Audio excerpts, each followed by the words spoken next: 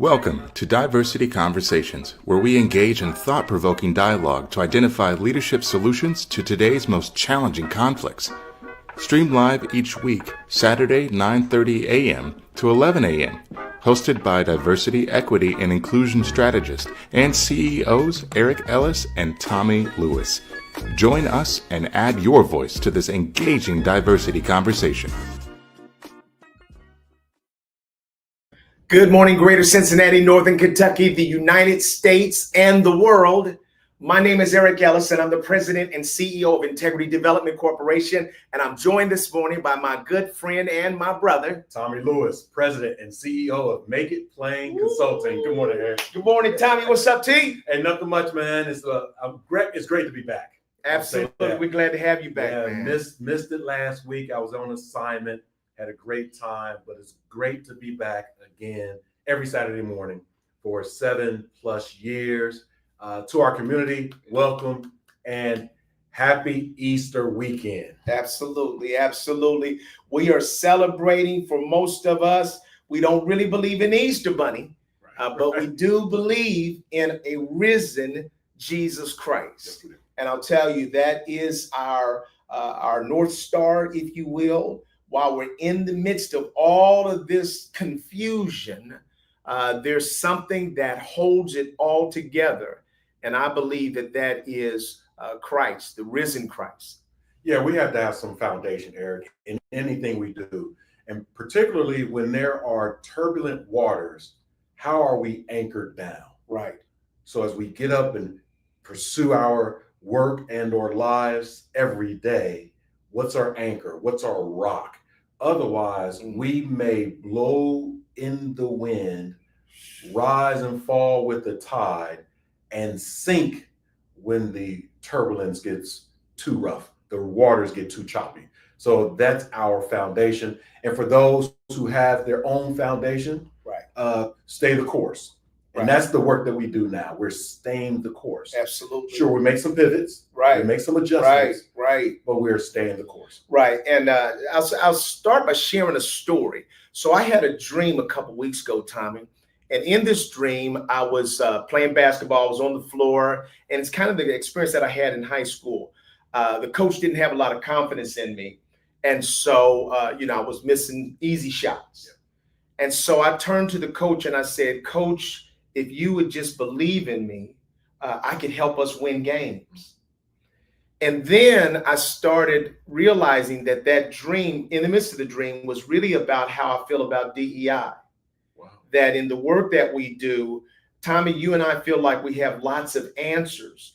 And I was really saying to corporate America, if you would just believe in us, we could help your business get to a whole nother level. And then God stopped me and said, Eric, man is not your coach. I'm the coach. Turn your faith toward me. You don't have to talk to men. I run this. And I was like, wow. I mean, it's seldom that I ever have a dream, but then to get an interpretation within the dream is, I think, a lesson for us, Tommy, that during these turbulent times, that we don't have to look for man to get all these answers and to believe in you and I.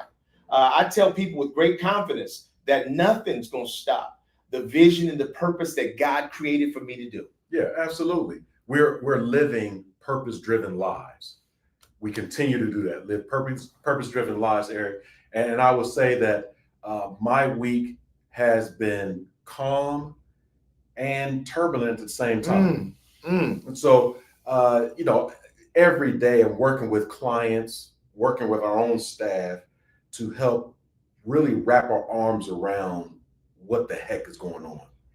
However, the 5 P's, Eric. Okay. Proper preparation prevents poor performance.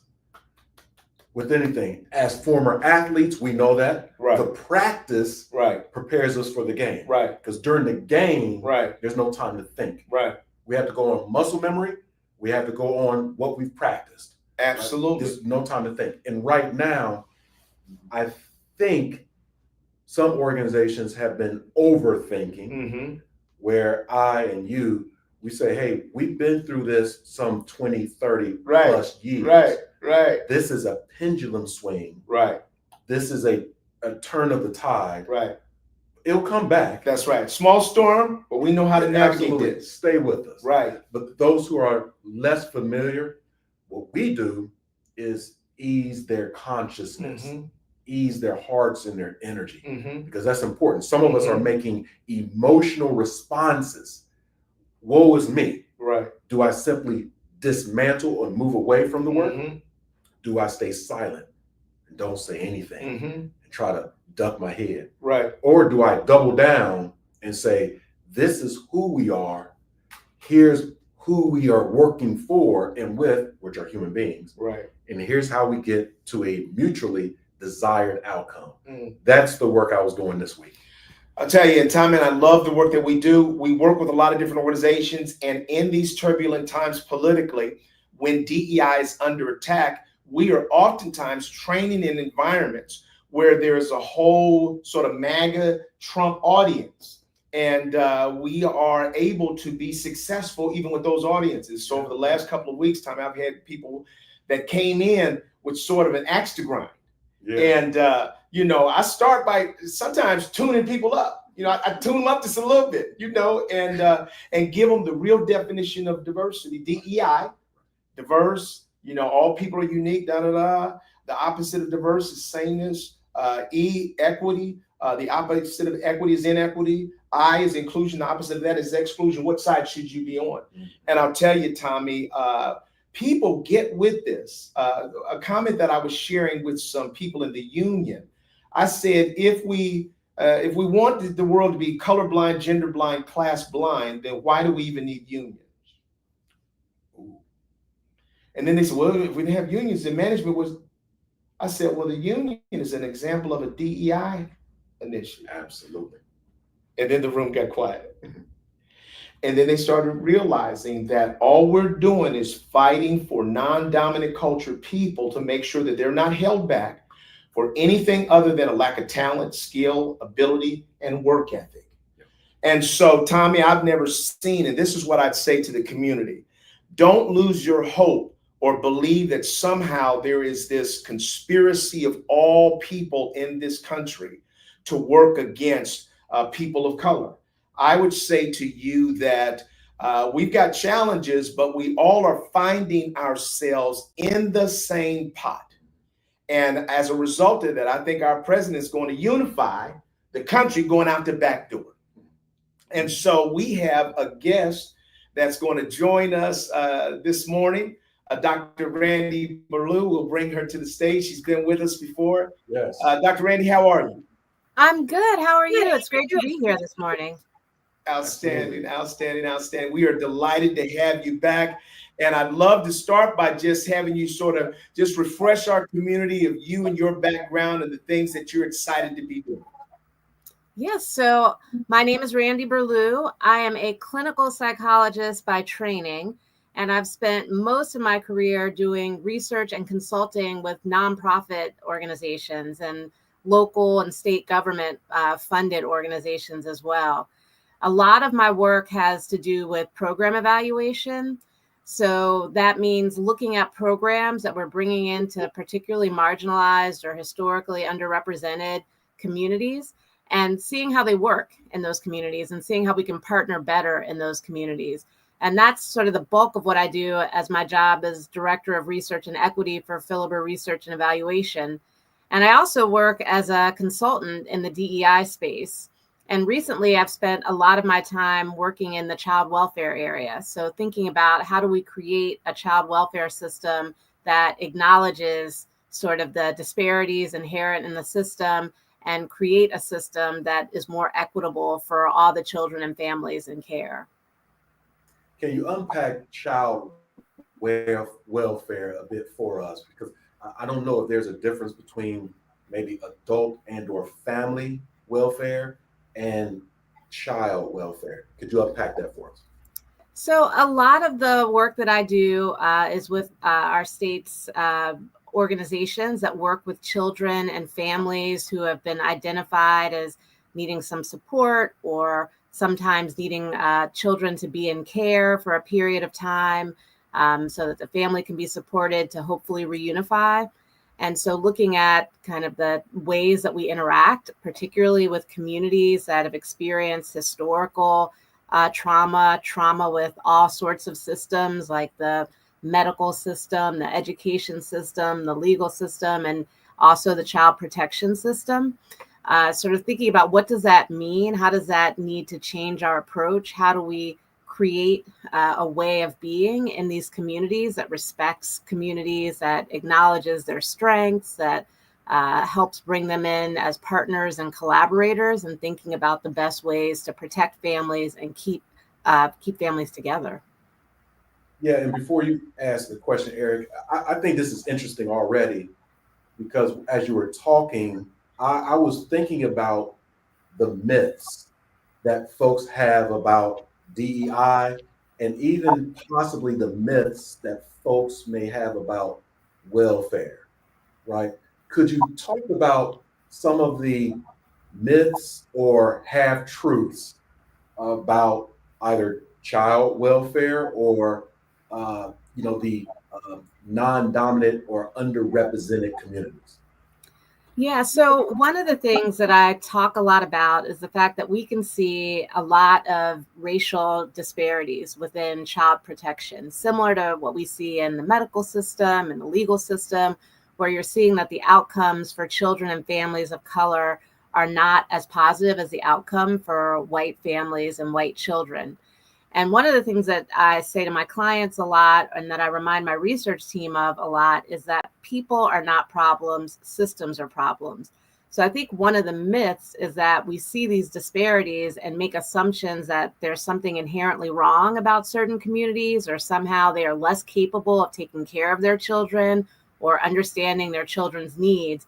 And instead, what we should be looking at is how a system has been created that treats these families and these children differently and leads to these negative outcomes. I would say this so Russell Harrison, you brought a lot of people out, Randy. Russell Harrison has joined us and says that Dr. Blue comes from great genes on both their parents. They're both legendary. I know that firsthand. Known both your parents for a long time. They've known my father for a long time as well. Talk about the values that you were raised with that brought you to the work and the passions that you have today. Yeah, so my late father was an attorney and judge in Cincinnati, and he was a very strong advocate for the rights of people who were historically marginalized, historically excluded, and interacted with the legal system. He was head of the Civil Rights Commission for the state of Ohio. So I grew up with a lot of talk around the table about particularly the legal system and how it was inequitable. And my mother, who is a psychologist like I am, has always been one of those people who felt like it's important that we take our skills and talents outside of the ivory tower and bring them to the community. And so she really has been a role model around, not just doing research for research's sake, but thinking about how can we use what we're learning? How can we share what we're learning with communities so that communities can take this information and develop solutions that work best for them? So why don't you start by, thank you for sharing that. Why don't you start by just giving us a sense of your perspective around this moment in time that we're in, and then maybe sort of transition to how you're navigating this time. Yeah, so I think maybe I'll start by just sharing with you a quote that I've been sharing with a lot of my clients, and it's by an African psychologist named Bayo Akomolafe. And one of the things that he says is, what if the way we respond to the crisis is part of the crisis? And he also references another African quote that says, the times are urgent, let us slow down. And so that's one of the things that I've been talking to my clients about, that yes, we are in a crisis. And part of what is going to dictate how we come out of this crisis is how we respond to it. We can perpetuate the crisis, or we can navigate our way through the crisis. And that requires us taking a step back and resisting that urge to really act quickly and to be more intentional about how we walk through these times that we're in. So that's one of the things that I've been sharing with my clients in this moment. And similar to what I think it was you, Tommy, said in your introduction, I've been saying to my clients that we have been here before. This is not new. What we're facing today is just another iteration of what we've faced historically in this country. This current attack on DEI, I think people often locate it starting with the new administration. And we can trace this pendulum swing back further than that, at least back to 2023 with the Supreme Court decision around affirmative action. So, it's not just starting, it's not new. And while these attacks may be new, what's evolving, while these attacks are not new, what's evolving is what these attacks look like, right? The rhetoric and the tactics. And that's what we're having to think about is, how do we respond to this new iteration of rhetoric and tactics against DEI? And I like to point out to people that fear is one of the goals of these attacks, right? Yeah. If the success that we've had over these last several years has made some people really scared, right? People who need inequity in order to maintain power are afraid. If what we had been doing hadn't been working, they wouldn't be so afraid. And so I think part of the hopes of some of these people is that if we stay afraid, then we will be too paralyzed to act. And don't get me wrong, there are reasons to be afraid. But we can't let that fear sort of lead us to inaction. So those are some of the things that I've been thinking about. And I've been reminding people that, especially people who are new to the space, and I know you all have been working in the space forever, are sort of looking at the fact that over the last 4 or 5 years since the murder of George Floyd, there's been a lot of resources, a lot of attention placed on DEI. And people are really afraid that now that attention is being taken away and people are pulling back. And one of the things that we have to think about is if we zoom out, this is the exception, not the rule, these last 4 or 5 years. DEI and social justice have never been popular. And that has not stopped people from being able to make progress. There's still a lot we can do. And what I have been thinking about is back in Black History Month, my preacher at my church, Reverend Allen at Allen Temple AME in Cincinnati, he's been doing a lot of sort of reminding us of Black history and our strengths as a community. And he did a segment on the Montgomery bus boycott, right? And when you think about how deeply unpopular the Montgomery bus boycott was, I mean, the Supreme Court ended up having to get involved. The state government, the local government was attacking the boycott. They were, putting together laws and policies and rules that made it, unlawful to do things like carpool in order to get people to stop the boycott. But people persisted for, I think, 381 days, more than a year. And, during those intensely unpopular times, a lot was able to get done, including a Supreme Court ruling that sort of ended the bus boycott. So I just want people to really be aware of the fact that, being unpopular is sort of the standard for social justice and DEI, but that has never meant that we couldn't accomplish great things. I love that. Let me ask you this. So I would say to you that if the president was able to just stay focused on marginalizing brown and Black people, I think he could be successful for a lot longer. But he's expanded his reach to government workers, the military leadership, the FBI, the CIA, now sort of poor white people. A lot of his constituents will find themselves in trouble, Wall Street, Main Street. And so I think that that's sort of waking some people up. In other words, I put up a slide oftentimes and I ask people, what's the number one diversity issue in the workplace? And they brainstorm all kinds of things, sexism, racism, class. And I say, no, it's the issue that affects you. So that's what I believe, is that people don't actually get this until it gets them.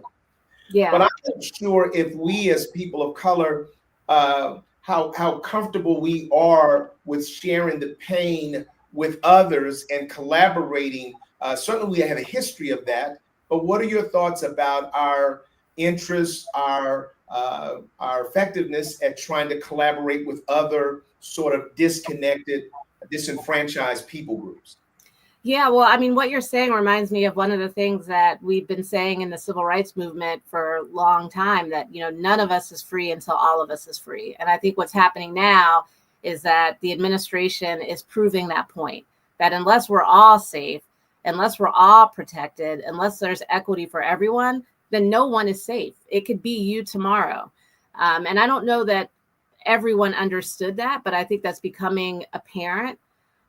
One of the things that I think about when you talk about collaborating across groups is that I've been talking with a lot of my clients about psychological safety recently. Yes. Yeah. And I think that, part of the, challenge in collaborating is that we are in a moment where people don't necessarily feel safe.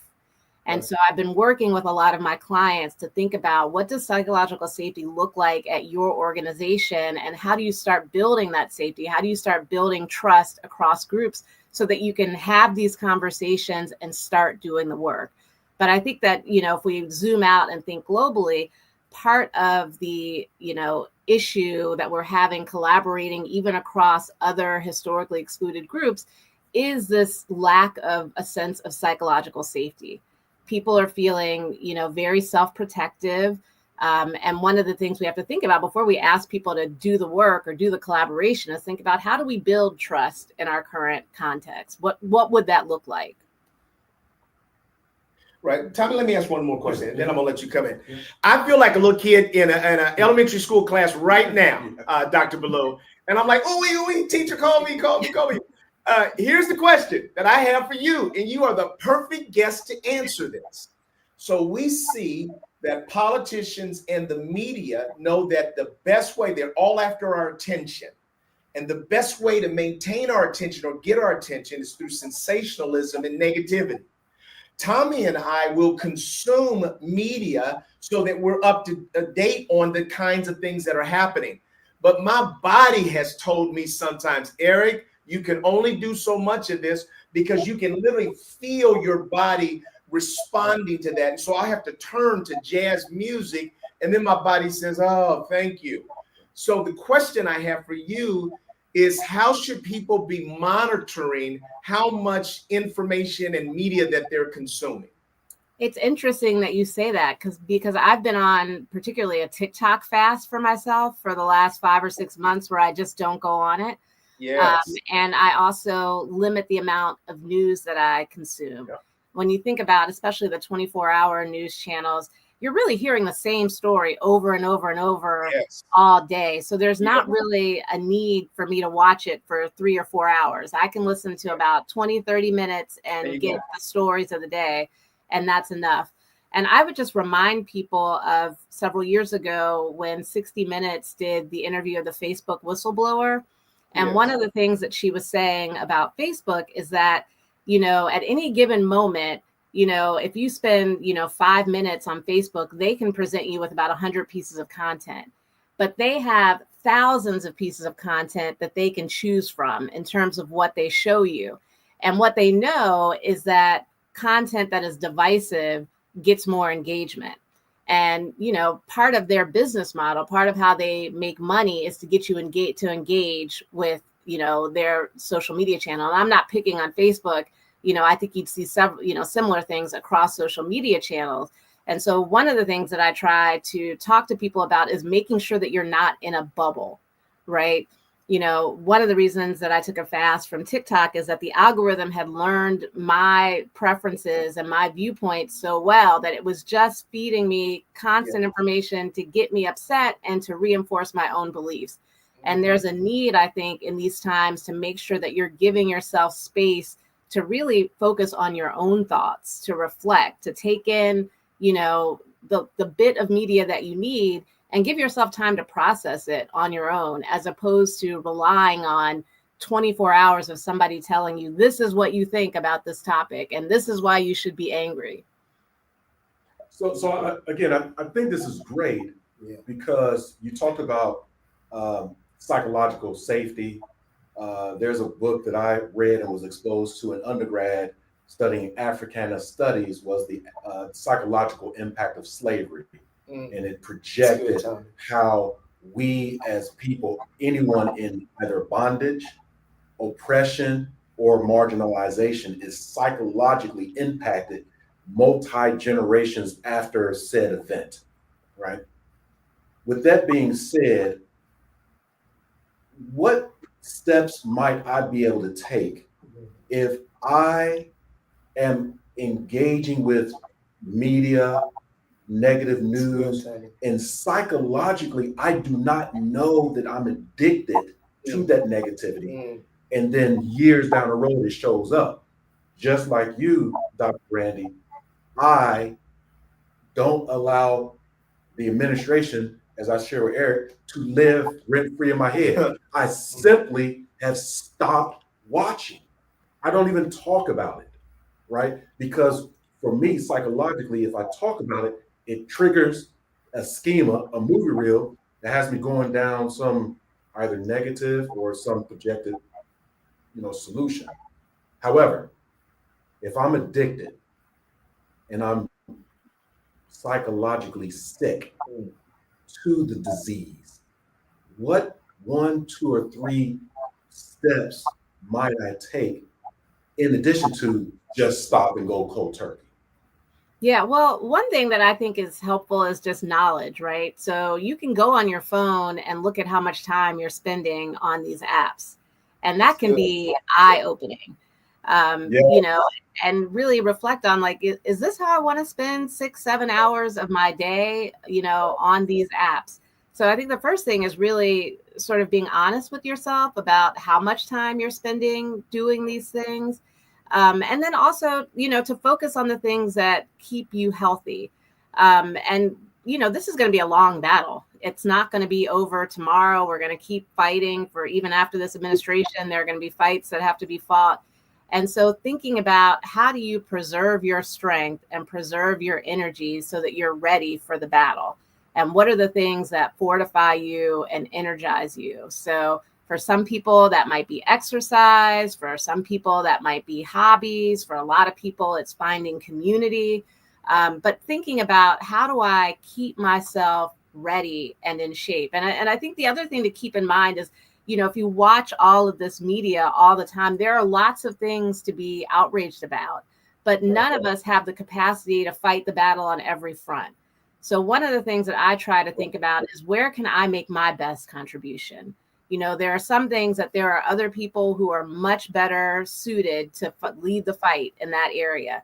And there are things that fit well with my particular skill set and interest. So I really try to think about, where can I make my best impact and focus on those things, as opposed to letting my outrage over the multitude of things that are happening paralyze me from being able to move forward. Let me ask you this. Can you give our community a sort of a practical definition of PTSD, and then talk about what relevance does it have to this moment that we're in? Well, post-traumatic stress disorder is an anxiety disorder that is in reaction to having experienced some sort of trauma. And one of the things that I can say, particularly to our community, to communities of color, is what we know is that racism is a chronic and persistent trauma, right? So, our original conceptualization of trauma was, one event, something really bad happens to you and you are traumatized for that. And that does happen. People do experience, really traumatic things. It could be abuse, it could be a natural disaster that leaves them with some anxiety related challenges. But when we think about racism, particularly in this moment when it feels like we're under attack all the time, we know that even before now, people of color were experiencing multiple forms of racial trauma every day. And so the first thing I want people to really think about is the fact that, just existing in this country and being in a historically excluded group means that you are experiencing trauma every day, that you're experiencing some attacks. It could be microaggressions, it could be exclusion, all sorts of things. So first of all, to just reassure yourself that you are not crazy. Yes, what you're experiencing is traumatic. And another reason why it's important for us to take care of our mental health. I think another thing is to think about, what are your particular needs around supporting your mental health. For a long time, there was a stigma around therapy. I think that stigma has gotten a lot less in recent years, but therapy is a tool, medication is a tool, exercise is a tool, meditation is a tool, being in community is a tool. But really thinking about what are the things that I'm doing? What are the tools at my disposal to help me deal with the fact that I'm experiencing these things, even if it doesn't rise to the level of a full-fledged psychological diagnosis? Sort of really thinking about if I'm experiencing trauma on a regular basis due to racism, sexism, homophobia, Islamophobia, xenophobia, etc., what am I doing to protect myself? What am I doing to try to heal? Let me ask you a follow-up question. I'll pivot just a little bit and ask you a political question. Right now, the whole world is spinning. The president's ratings are going down. His ratings on his ability to handle finances, inflation, the economy, tariffs. America is beginning to sour on his leadership at this moment in time.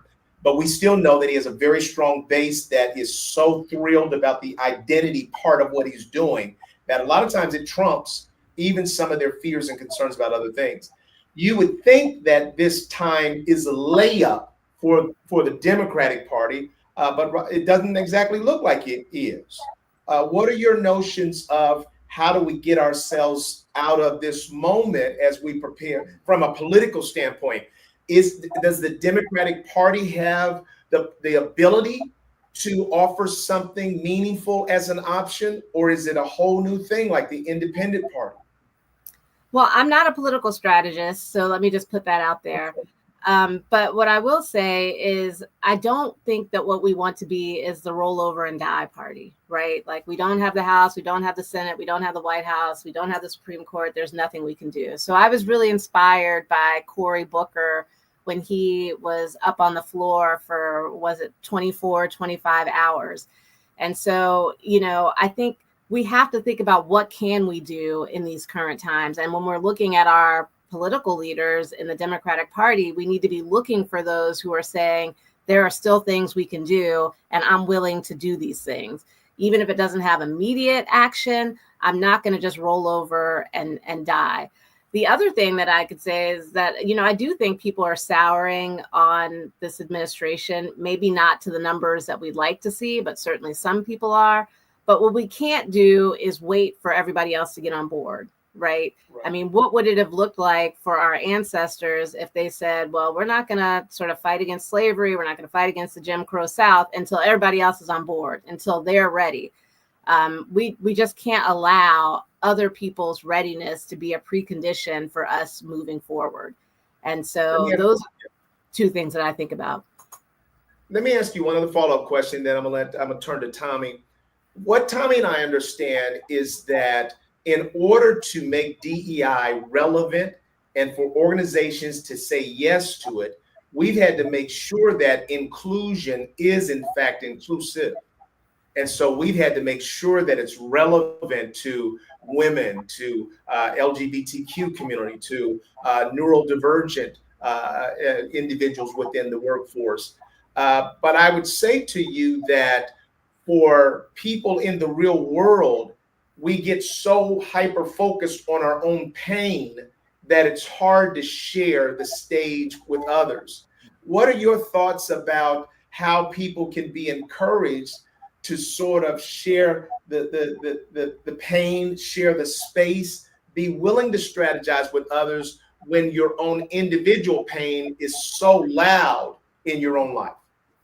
Yeah, I mean, I think one of the things I would say is that I feel like our community, the Black community, has been willing to share, right? When you think about these attacks on DEI, I think they make us so outraged because we experience them as being very anti-Black, right? People are attacking DEI because they're wanting to be anti-Black. They're wanting to, make it even more difficult for Black people in this country to progress. But what we have always understood is that everyone benefits from the work that we're doing. And when we think about DEI in particular, we're the least beneficiaries of all these DEI efforts.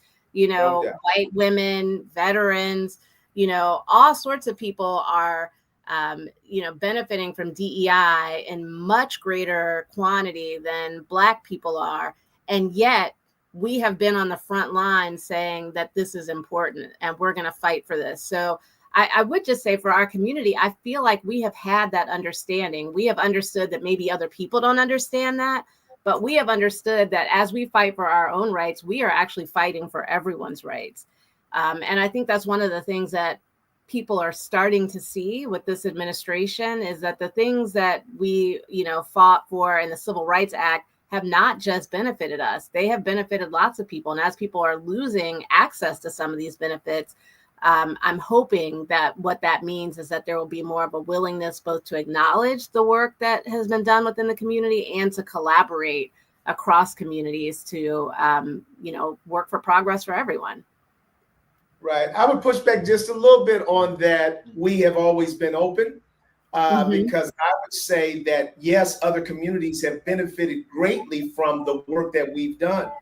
But I remember when the NAACP, when African Americans were looking to collaborate with the Latino community to go after the media together, and Jesse Jackson and others were at the forefront of that, and they decided to leave the Hispanics behind and just go meet themselves because if they went there with them, they'd have to share that. I would say that we're also frustrated as a people that oftentimes we keep opening doors and then get left behind. And so in a way, it almost feels like, in many ways, people are like, I'm tired of sharing because if people have any other option, they will go after that option and ignore us again. We're supposed to be quiet about our part while everybody else advances, with white women being the example of the greatest benefactors of maybe affirmative action and the civil rights. So I think that especially when some things are happening directly to us around our museums and books being taken out of schools, I say that that's so emotional for us that it's hard to have me stand down and want to collaborate with others when I see such daggers affecting us. And so that's why I asked the question. Yeah, absolutely. I think we would agree that there's a lot of frustration, maybe that we don't get the credit. I think what we agree is that we as a community have done the work that has benefited everyone. But there's been a lot of frustration that maybe we don't get the credit or the recognition or the acknowledgement of that. Particularly in this last election. You open doors and then you're at the back of the line again. Yeah, absolutely. But that has never stopped us from fighting as well. So there's the acknowledgement of that, but it hasn't stopped us from doing it. So, I don't think we can say our community has said, because we continue to be mistreated and continue to not be acknowledged, we're no longer doing the work. Even in this moment, I think people are extremely frustrated when you think about the numbers at which our community, particularly Black women, supported Kamala Harris. There's a lot of frustration about sort of what we tried to do to benefit not just ourselves, but everyone. And people didn't want to follow our leadership in that area. And I think the real feeling is there was a real resistance to wanting to be led by a Black woman. Absolutely. I don't think there's any getting away from that. And I think, getting back to what we were talking about earlier about these new iterations of attacks on DEI requiring new tactics, I think that frustration is leading to new tactics. And part of that new tactic is saying, you know what, let's take a step back and rest and reset and think about how we move forward while other people experience sort of what the impact of this choice was. That's well said. That's honorably said in a way that's not disparaging to others. But there is a big "I told you so" in us. Yeah. Oh yeah, and I don't think that's a bad thing either. Because we did. I mean, if we're honest, we had been telling people, and if we're really honest, it wasn't just us telling people. The administration was telling people as well. They wrote a whole plan about it, Project 2025, and said, this is exactly what we're going to do. And then the Black community was like, look at the plan. This is exactly what they're going to do. And people were not listening. Right. Yeah. So when 5 or 6 years ago, doing training with folks, I used to hear, "This is making me feel uncomfortable," right? And I didn't always understand that, right? I got it, but I didn't understand it.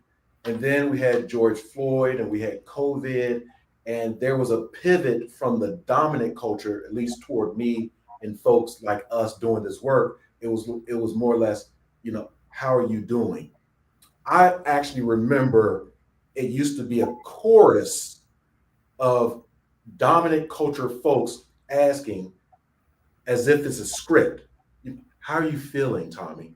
How are you doing?" Right? And I don't know if it was an attempt to, exact some empathy or to get some emotion. I don't know. But I was in a space at the time, like, selfishly, I was like, I'm fine. I'm a strategist. Right. So a little bump in the road, several bumps in the road doesn't get me all riled up professionally or personally. Right. And I look around, like, folks that I know that live this life have always had bumps in the road. How are you feeling? It's another day. Right. So now folks are silent. My question is, and this may be a projection, it may be through research and evaluation. What is the silence of people saying? Oh, whoa. Come on, Tommy. Yeah. Well, I mean, I think what we're seeing is there's a cost to silence as well. I think people are feeling like maybe there's a space here for me to be neutral, and silence allows me to be neutral. And what they're finding out is that there is no neutrality here. You're on one side or the other. If you look at some of the corporations where, look at Target, who decided, you know what, pull back. We're not going to say DEI. We're not going to do these things. We're not going to come out anti-DEI, but we're going to change our language, and look at the pushback that they're experiencing. And you contrast that with Costco, who said, we're going to lean into DEI despite all this pressure. And now all their foot traffic and their sales are up week after week. And when you think about the CEO of Marriott, who, when all this happened, decided, you know what, I'm going to speak out in support of DEI, and acknowledge that he was worried about what this was going to do, and woke up the next day with 40,000 emails from associates saying thank you. There is a cost to silence as well. And I think people are figuring that out.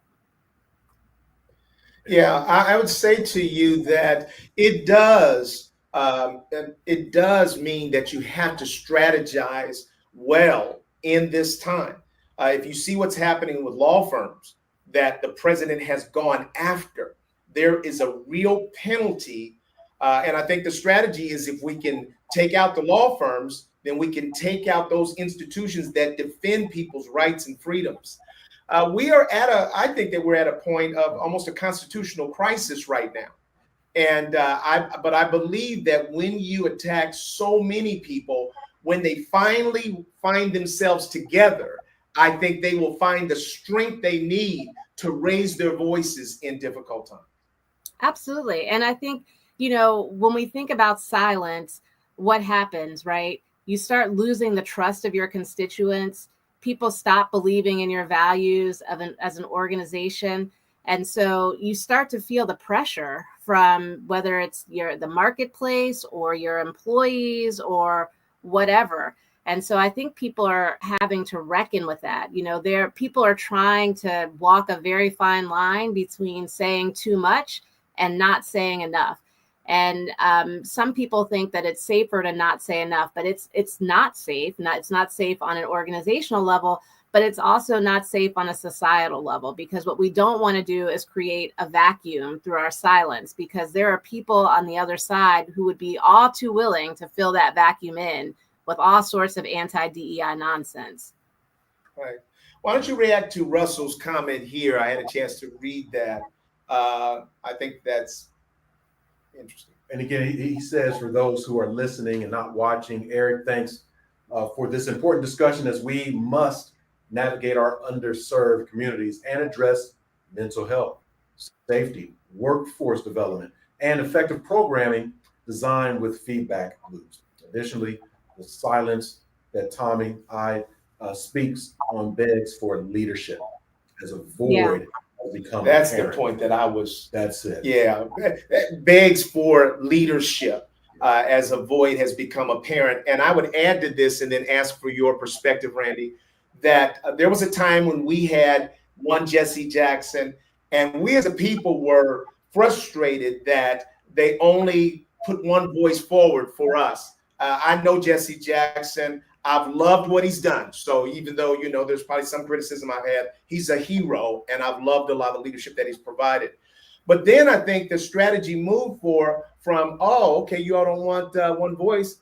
Maybe we'll give you multiple little voices, but no one for you to focus on, because we've discovered that when there is a focal point that you can actually put more pressure and resistance up.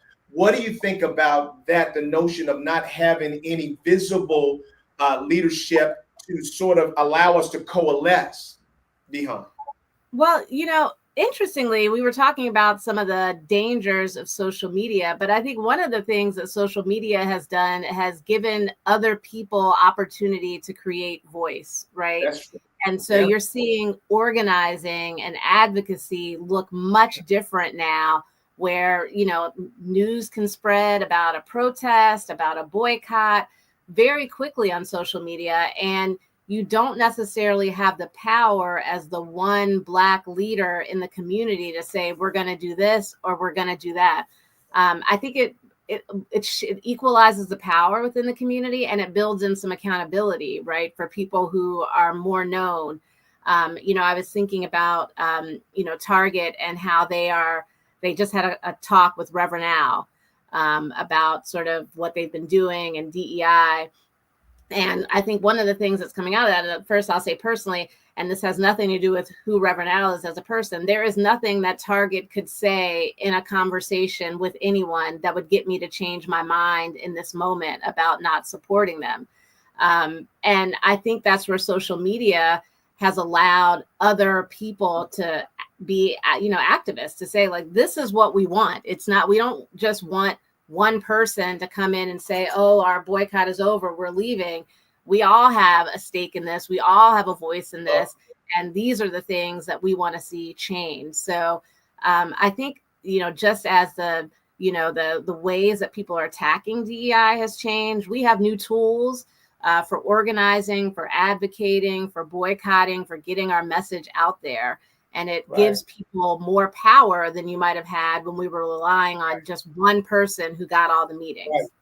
And you can do it quickly as well. And you can do it in a way that a Montgomery bus boycott couldn't move as fast as we can move now. And I love it that when our power is felt, then people have to make adjustments. And I think that we just ought to build greater coalitions around that. But I agree with you. Yeah, I have a question in the same vein for both you, Dr. Randy, and you, Eric, as well. That short question is, with the current administration and all that's been happening, again, I don't talk a lot about the administration, has the dismantling of DEI funneled down to one person? In other words, has the administration culturally usurped all things DEI? So when you think about DEI and or anti-DEI, does it land on one person?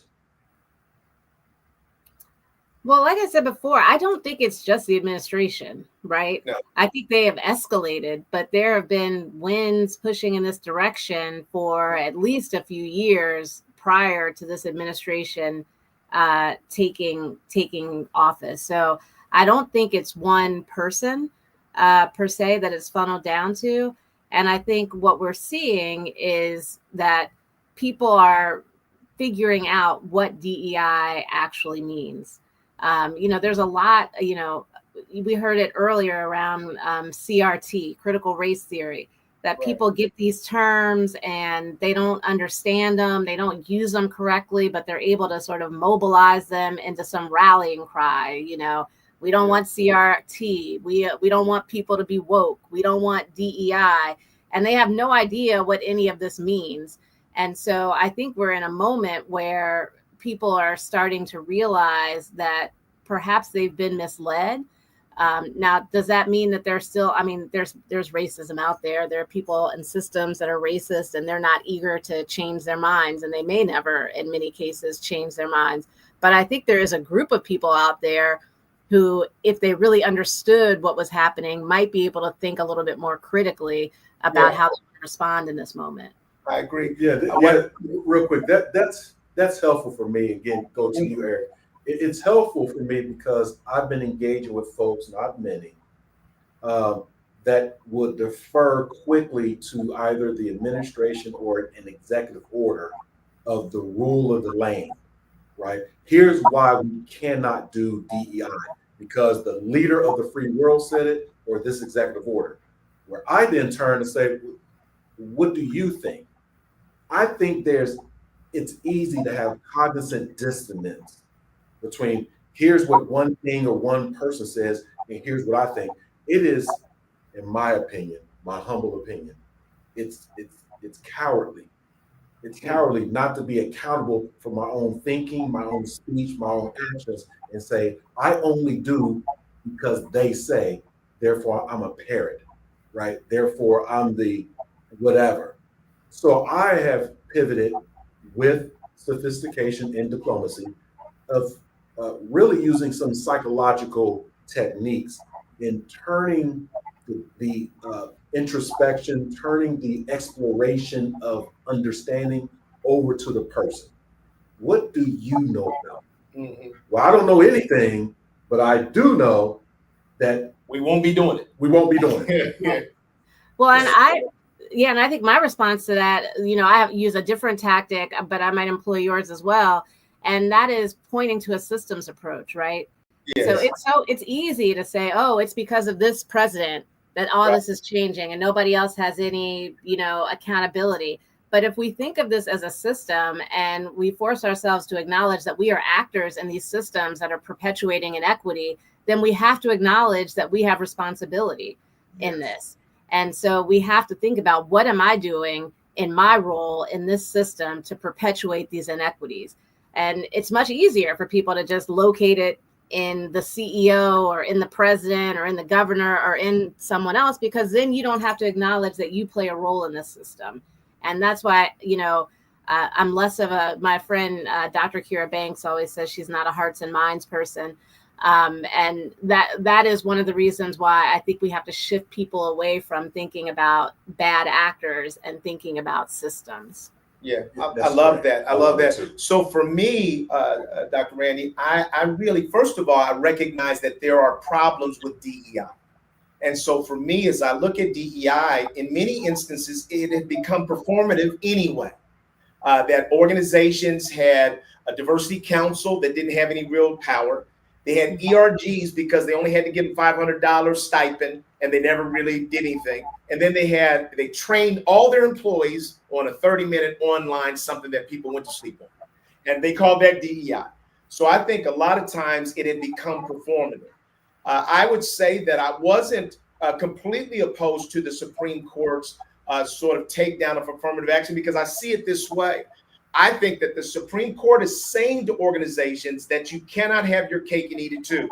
You can't not admit structural sexism or racism and then say, I want to do DEI. I think that you have to own that there really is structural racism, sexism, and then you have an obligation to put together some remedies to that. So as I look at the president's executive order around DEI, when I first looked at it and saw that it was titled Ending Illegal Discrimination, I was like, oh my goodness, how you going to call out you're going to end illegal discrimination and then not in fact do it? I think there's some elements of that could actually be stronger than DEI, but it would force institutions to identify how structural biases are present within their institutions and then put together remedies. Unfortunately, the president didn't realize that a lot of those remedies will look a lot like the best DEI strategies that we put in place. The other thing I would say is that we have been agile and pivoted around language from the very beginning. We started with civil rights training, affirmative action, sensitivity, racial sensitivity, race and gender, diversity, inclusion. So we've always pivoted. So that's not huge for us around the language. It is really the heart of change that is really where we have to stay the course. And I think that as more people become marginalized, they then become invested in the things that we've been talking about for a long time. Absolutely. I think the only thing that I would push back on is that I think we can't say, like, I would not be in support of getting rid of DEI if you have not de-biased your processes and leveled the playing field. Absolutely. So when you think about something like college admissions, it's like, okay, you may come from a community or family where you don't have food every day, where you are at an under-resourced school, where you don't have access to test prep and these extracurricular activities. But now all of a sudden, when it's time to, think about admissions for college, now everything has to be equal, as if we've all been sort of on the same playing field. And so that's where, I think our efforts are best placed in like de-biasing processes and getting rid of inequities. And I don't think you can sort of think about things like affirmative action until you have done those things. And that's long-term systemic generational work. Right. And so that's where I agree with you. Let me say 100%. So I agree with you 100% that the Supreme Court ruling sort of suggested that the society is in a better place than it is. So you can't make a ruling for a country that doesn't exist right now. As long as there really are these structural systemic biases in place, then you can't say level playing field. Absolutely. Is there anything else that, before we wrap up, we've covered a lot of ground and the time is just literally blown by. Let's let you have the final words. Is there anything else, a message that you wanted to deliver that we haven't been able to cover to this point? Yeah, I mean, I've been working with a lot of organizations, and so a couple of things. One of the things I think that we need to keep in mind is you talked about organizations being performative, and a lot were performative, but these times are also revealing to us the organizations that were not performative, the people who were really doing this work out of a deep sense of meaning, value, and purpose. And so I don't think that we can ignore that yes, there's a lot of bad news coming out, but there are a lot of organizations, a lot of individuals that are showing us that, no, we really believe in this work and we're going to keep going. So that's that, maybe that's part of the good news in our current time. And then the other thing that I would say is, I really think this time is about shifting tactics, right? The work needs to continue to go forward, and we are tasked with thinking about what are the new tactics, what are the new strategies for navigating this new obstacle course. And that's where I try to locate my work in this moment. We've been doing a lot of work sort of helping organizations map out, where are the obstacles, where are the landmines, where are the allies? And as my friend Dr. Banks always says, where are the open doors? And helping people to move towards those open doors and think about, how do we need to act in this new reality? Not do we need to stop acting, but how do we need to adapt and change what we're doing so that we continue to make progress? And what I always say to people is, I don't know where we'll be in the next 4 years. Maybe we won't have reached where I want us to get, but we're going to be closer than we are today.